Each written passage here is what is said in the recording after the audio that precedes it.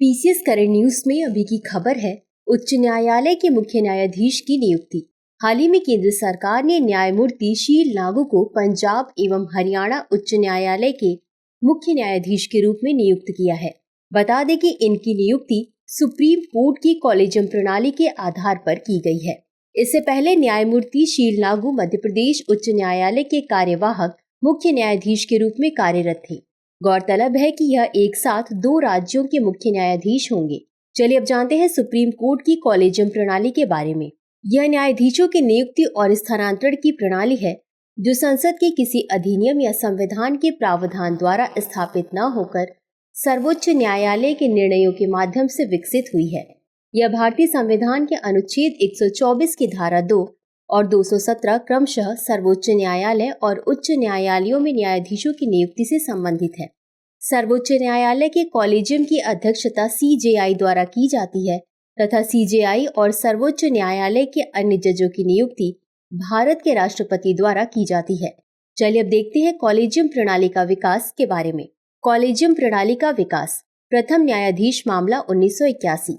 इसने घोषणा की कि न्यायिक नियुक्तियों और स्थानांतरणों पर भारत के मुख्य न्यायाधीश की सिफारिश की प्राथमिकता को ठोस कारणों से अस्वीकार किया जा सकता है। इस फैसले से अगले 12 वर्षों तक न्यायिक नियुक्तियों में कार्यपालिका को न्यायपालिका पर प्राथमिकता मिल गई। द्वितीय न्यायाधीश मामला 1993। सर्वोच्च न्यायालय ने कॉलेजियम प्रणाली की शुरुआत की, जिसमें कहा गया कि परामर्श का वास्तविक अर्थ सहमति है। इसमें कहा गया कि यह मुख्य न्यायाधीश की व्यक्तिगत राय नहीं है, बल्कि सर्वोच्च न्यायालय के 2 वरिष्ठतम न्यायाधीशों के परामर्श से बनाई गई संस्थागत राय है। तृतीय न्यायाधीश मामला 1998। राष्ट्रपति के संदर्भ में सर्वोच्च न्यायालय ने कॉलेजियम को 5 सदस्यीय निकाय में विस्तारित कर दिया, जिसमें मुख्य न्यायाधीश और उनके 4 वरिष्ठतम सहयोगी शामिल थे।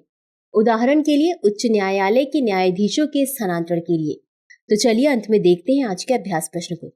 कॉलेजियम प्रणाली के संदर्भ में निम्नलिखित कथनों पर विचार कीजिए। 1. यह न्यायाधीशों की नियुक्ति और स्थानांतरण की एक प्रणाली है। 2. इसकी अध्यक्षता भारत के मुख्य न्यायाधीश द्वारा की जाती है। उपर्युक्त में से कौन सा या कौन से कथन सही नहीं है या नहीं है?